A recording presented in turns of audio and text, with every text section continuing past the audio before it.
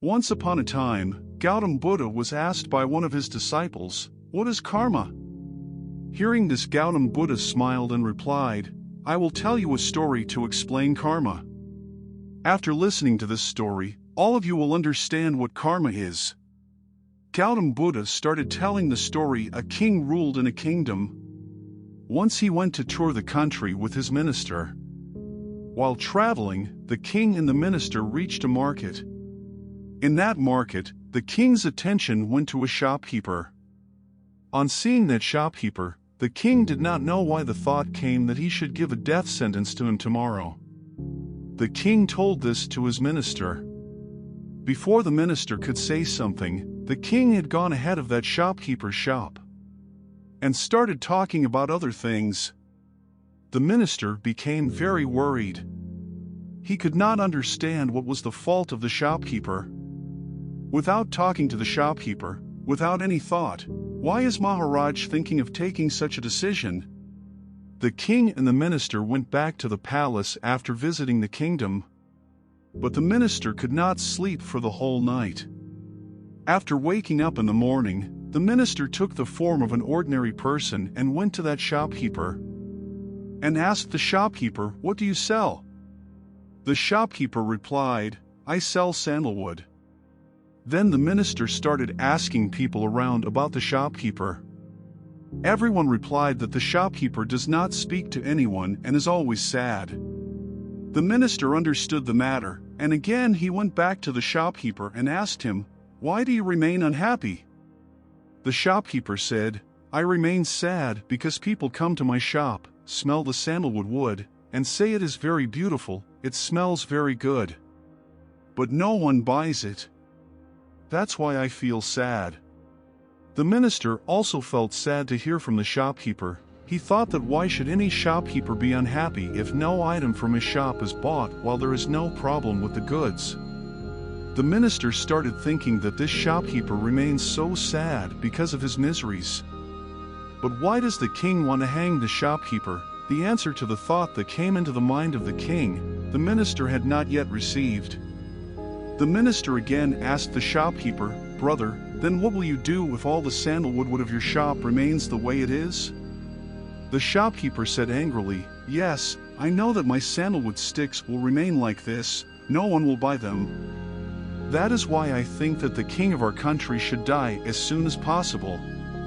If he died early, for his cremation in the royal palace, I would have given my sandalwood wood from which I would have earned some money. And apart from this market, other people would also know about my sandalwood sticks. Then maybe some people would come to my shop to buy sandalwood sticks." The minister understood everything after listening to the shopkeeper, but the minister was also very smart and intelligent. A thought came into his mind. The minister bought some sandalwood sticks from the shopkeeper. The shopkeeper also got some money from this purchase, and he became a little happy too. The minister came back to the palace with sandalwood wood. On reaching the palace, the minister placed those sandalwood sticks in front of the king and said, "Oh, king, these sandalwood sticks have been presented to you by the same shopkeeper, whom you were thinking of hanging yesterday."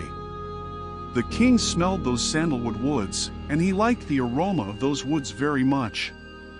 He said these sandalwood sticks are very fragrant. The king was very happy with this unique gift from the shopkeeper and gave some gold coins to the minister and said, "Go give these gold coins to that shopkeeper and say that after today, whenever sandalwood wood is needed in the palace, then exclusively from your shop, sandalwood will be purchased." The minister started smiling and started thinking that now the idea of hanging that shopkeeper cannot come into the mind of the king, because now always that shopkeeper has got the responsibility of arranging sandalwood for the royal palace. The minister went back to the shopkeeper with the gold coins. And in the palace, the king fell into the thought that the shopkeeper is a very good person. When I was thinking about him that I would hang him tomorrow, then perhaps the time the thought was going on in the shopkeeper's mind that king has come in front of my shop for the first time, why can't I give him my beautiful and aromatic woods? And today he presented me too. Inexplicably, I was thinking of hanging him. The minister reached the shopkeeper. The minister gave the gold coins given by the king to the shopkeeper and said, "The sandalwood I bought yesterday, the king liked those sandalwood sticks very much. And as a reward, some gold coins have been sent to you." The shopkeeper was very happy to hear this. Simultaneously, the minister also told that shopkeeper that, from today onwards, whenever there is a need for sandalwood in the palace, all the sandalwood sticks will be bought from the shop. The shopkeeper was very happy to hear the minister's words. The minister asked the shopkeeper, "Why, brother, you used to think so badly about the king. But look how much the king cares for you. How good is the king?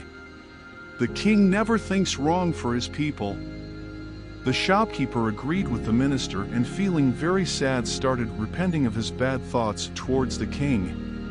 The shopkeeper said to the minister, "I used to think so wrong about the king. King is very good. God bless the king with a very long life." Hearing this, the minister was also very happy. Then the minister went back to the palace from there. And Gautama Buddha ended the story, asked his disciples, "Now you people tell me, what is karma?" A disciple said that deeds are spoken words. A disciple said that action is speech. So, someone said that action is thinking. So, someone said that karma is a feeling, etc. After listening to the answer of all his disciples, Mahatma Gautam Buddha said that the thoughts of a man are his actions. As our thoughts remain, we will act in the same way, and the actions done by those thoughts are responsible for our happiness and sorrow. That is, if our thoughts are wrong, then the actions done by us will also be wrong, and their result will also be wrong, as a result of which we will be unhappy. If our thoughts are right, then we will do the right deeds. If we do the right actions, then we will get the right results, which brings happiness into our life. Friends, now we will try to understand karma in a little easier language. Karma means action. In this world, whatever work is happening in this universe is karma. Everything we do is an action. And then, according to the principle of action and reaction, every action has a consequence. Just like throwing a glass is an action and its breaking is its result, excessive rain is karma and flooding is its result. The result will be in our interest or the harm. It depends on the work done by us. Most people think that someone is sitting in the sky who decides in whose life happiness is to be given and in whose life sorrow is to be given, whereas in reality our karma and then its results determine our happiness and sorrow. That is why in Indian tradition it is said that you are the creator of your own destiny. The result of karma is luck, and how we have to act is completely in our hands. So when someone continues to do good deeds, his luck also goes on getting better. Like if there are two children and one of them keeps trying to learn new things from childhood, he always tries to give his best in whatever he does. And the second child neither tries to learn about anything new nor does not do any work with full heart. So with time the first child in his life becomes a very successful person, while the second child is still struggling in his life after years. Now seeing the first child successful, the second child will very easily say that he had good luck, but in fact, his deeds are not good. As a result of which his luck also got better. So, if we want, we can change our destiny by changing our karma. It is a simple matter. As soon as you change your karma, your destiny will start changing, and this is true in both circumstances, for good as well as for bad. But in reality, how a person acts mainly depends on his parents, family, society, and surrounding environment. In most cases, an actor's son tries to become an actor, engineer's son engineer, and doctor's son doctor. The reason for this is that our body and mind collect information from our surroundings, and we do any work based on the information and knowledge present inside us. And then we get the result accordingly. We continue to do 99% of our daily tasks unconsciously because our body and mind remember the information received and then keep on repeating them, as when we were learning to drive a car, then we were taking care of everything with full consciousness. Where is the steering? Where is the brake? But after some time we can drive the car very easily while talking or thinking anything because we have been programmed to drive a car. And we do almost all our work in this way now, without any awareness. Those things just keep happening, because our work is being done without any awareness. That's why we think that someone else is driving us, some invisible power. Whereas in reality, our actions have become our habit now. If we start doing most of our work consciously, then we will find that our destiny is in our hands, because due to awareness we have complete control over our actions.